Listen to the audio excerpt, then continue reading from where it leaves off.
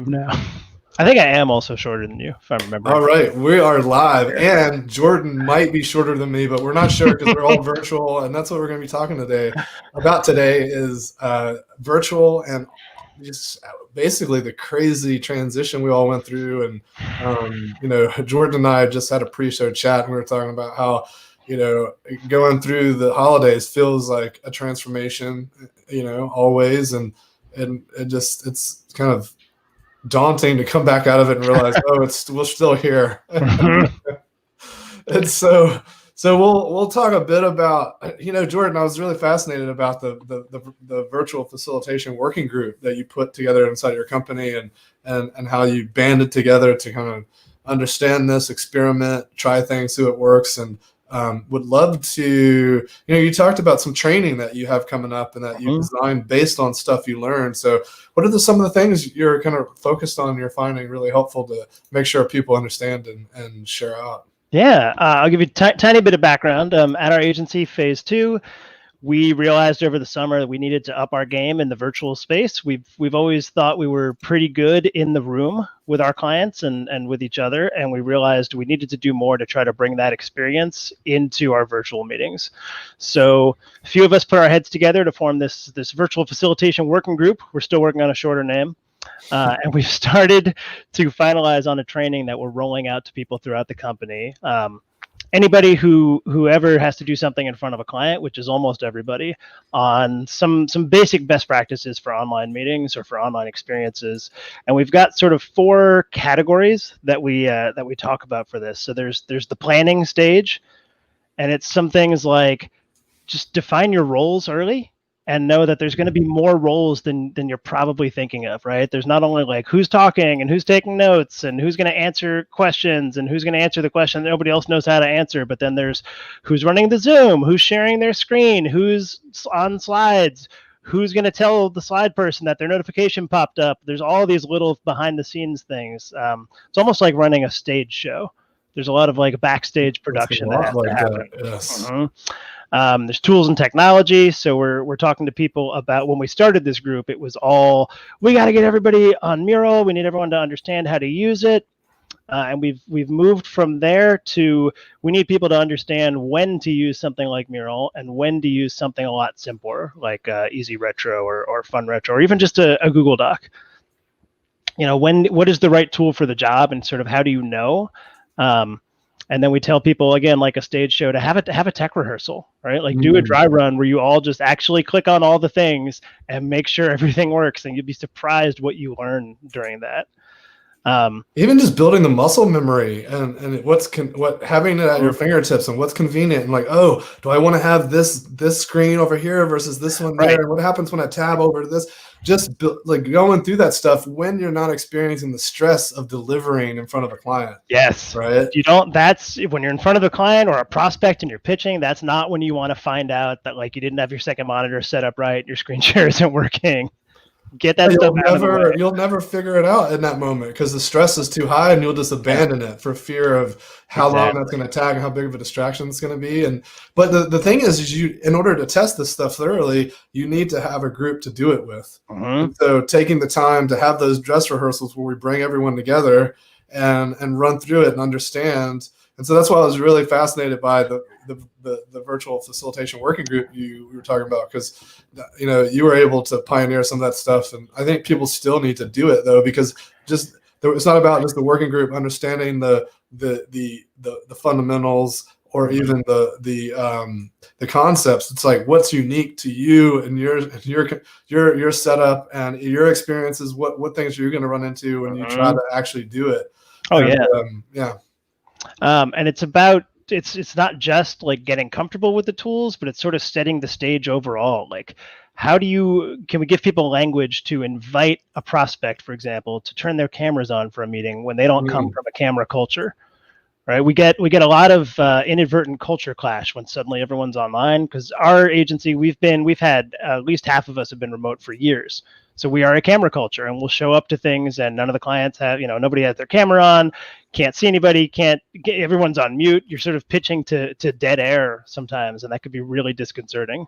Mm-hmm. So we talk about that as part of the sort of setting the stage, how to invite people into a virtual experience, because it's different. It is definitely different than getting people into the room.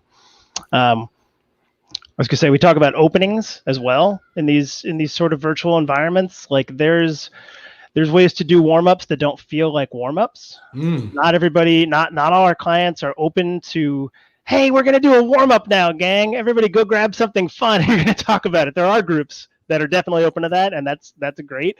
But for the groups that aren't necessarily, again, it's often a culture thing.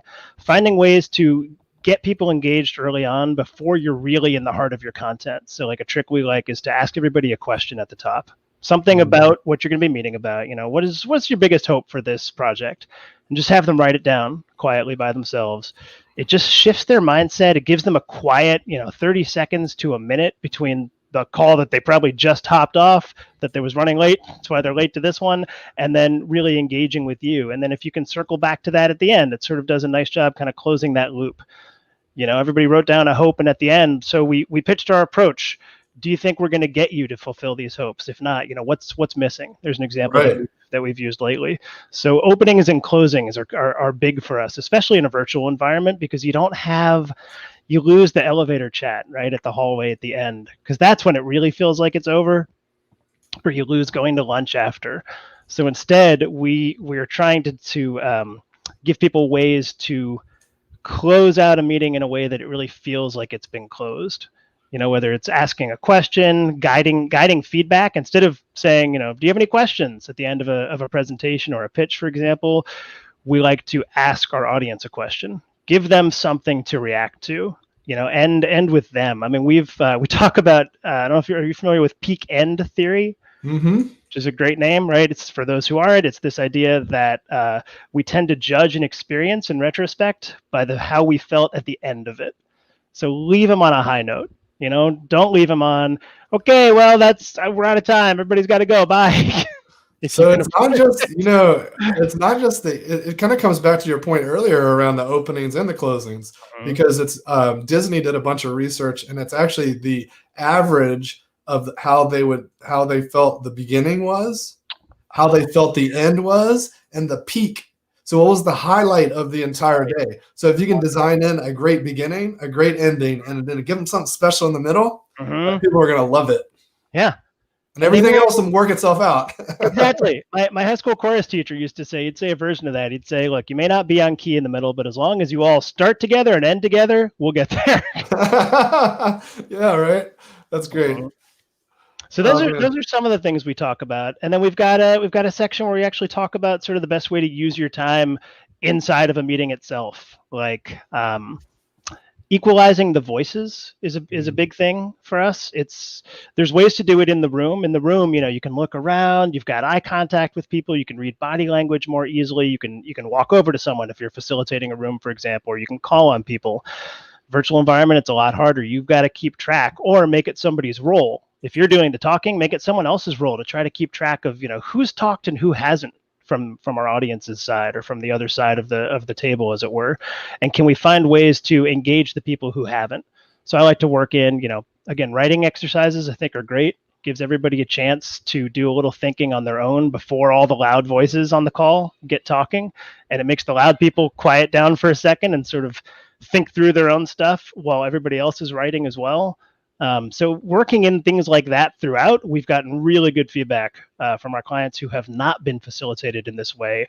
Or, I say facilitated, this is, I think, is valuable outside of an official workshop setting, even just a meeting. We are hearing from our clients that, oh, I didn't know we could do this in a meeting, is something someone said to me a couple weeks ago before Christmas. And I was like, oh, that's actually pretty powerful. You can do whatever you want in the meeting. Yeah. As long as you think about it, Yeah, that comes back to the planning piece, right? Are we being intentional and thinking about, whether we should even have the meeting and what we're trying to accomplish? Yes, we are. So our purview was virtual facilitation, but we are now that we've started to climb that mountain, we're looking ahead to all the other mountains around, and we're like, we should maybe take a look at our own internal meeting culture, because especially now, and I think a lot of organizations are going through this, we have meetings not all the time. It's not like the old problem of, oh, there's too many meetings. Like that's sort of been a problem forever at places, but it's more like we don't have any other way to talk to each other. And once we get in a space together, we have a lot of, I think, preconceptions about what this time has to be. Right. Again, it's sort of giving ourselves permission, right? Are we allowed to have a quote unquote meeting where we're actually just catching up? Just two coworkers are just catching up and having a quick chat. So we've started doing these things called donut chats. Yeah. Is this Slack plugin I think a lot of people are familiar with, where it randomly pairs up two people for a half-hour conversation about whatever. And the point is to not talk about work. It's just to get to know each other. So that's one way that we've started to give ourselves permission to sort of rethink, what is a meeting? And next up, we're going to try to get people through the process of Marie Kondoing their schedules, their calendars, do a little spring cleaning of, let's look at with a group, like let's pull up somebody's calendar on the screen share in front of everyone and say, what is this meeting? What do you do in this one? What do you get out of it? Why did it start? Does it serve you? Does it spark joy? I love it. Or maybe even, does it spark productivity? Does it spark anything useful? And if not, can we get rid of it? Can we replace it with something else? So trying to find ways to make our time together, you said intentional, and I think that's true. I was just watching an old Christina Wadke video where she talks about this idea that, if you don't design, you default. And Yes. Meetings, the time we spend together, especially virtually, I think needs to be designed more than anything else. 100%. We have a process called meeting culture redesign, and there's a mural template. There's actually a couple of them, but you might want to check them out if you're starting to do some of these sessions. It might give you some inspiration on some of the stuff you can do. This is less of like any one person pulling up a calendar and critiquing it. That's kind of cool, actually. We haven't done it yet, but it sounds. This is more of everyone just inventory. What are all the different meetings we have, and then organizing them into types, and then thinking about which types ranking those based on which ones are magical, which ones are ordinary, and then which ones are terrible. And then let's focus on improving the ordinary ones, because the terrible ones might. Yeah, it's like, why are they so terrible? They might even be too much work. So like, if we focus on the ordinary ones, we'll start to see some momentum and improvement, and maybe that'll give us the confidence to go just kill the terrible ones. I love that. Yeah, sometimes the kindest thing you can do to a meeting is, take it out back and put two in the head, as it were. 100%. So another thing we talked about was when things go wrong, and sometimes you have to creatively adapt. And you were saying that your improv training comes in really handy. Mm-hmm. Yeah, so I have a background as an improviser and an improv coach and teacher, and especially in online meetings, it has come in very handy when something almost invariably goes wrong, right? I can't access the mural. My breakout room didn't work. I put everyone in breakout rooms, and now it's just one person in the facilitator. And now no matter what buttons I click, I can't get them somewhere. And so for me, I think the first place where improv comes in handy is in those moments of not panicking, because I know I've been through this sort of thing before. I've been on stage in front of 100 people having no idea what I'm about to say, and then I have to come up with stuff and make sense out of it. And so that experience really gives me if not the real confidence, because inside, of course, I'm always panicking a little bit in those moments, but it lets me put on a brave face, and it lets me laugh about it. I can be a little transparent with people in those moments. Be like, well, this was unexpected. We're going to deal with this together.